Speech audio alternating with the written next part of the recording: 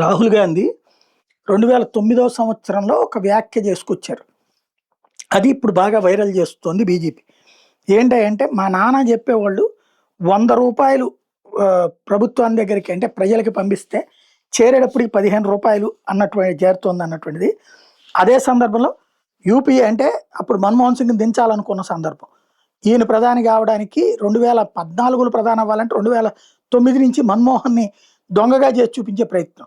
ఇప్పుడు యూపీఏ ప్రభుత్వంలోనే 5 పైసలు 100కి ప్రజలకి చేరుతోంది అన్నటువంటిది.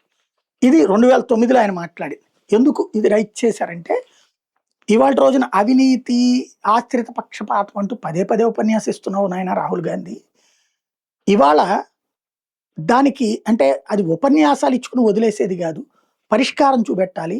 నరేంద్ర మోడీ వచ్చాక జీరో బడ్జెట్ అకౌంట్లు దీవించారు. ఏటీఎం కార్డులు కూడా ఇప్పించారు.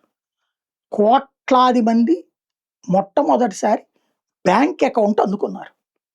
ఆ బ్యాంక్ అకౌంట్లలో నుంచినే ట్రాన్సాక్షన్ నడుపుతున్నారు ఇప్పుడు క్యూఆర్ కోడ్లు లాంటి వాటితో.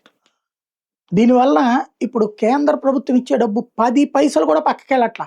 నేరుగా రైతు ఖాతాలో పడుతుంది 6,000. నేరుగా ఎవరైతే ప్రభుత్వానికి సంబంధించినటువంటి ఏది ఇల్లు కొనుక్కున్నటువంటి వాళ్ళు ఉన్నారు వాళ్ళకి నేరుగా వాళ్ళ అకౌంట్లోనే పడుతుంది. ఇలా నేరుగా ఇవాళ మధ్యలో దళారీ లేదు, ఏ వ్యవస్థ లేదు.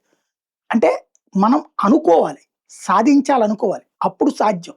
రాహుల్ గాంధీ తెలుసుకోవాల్సినటువంటి నీతి అది.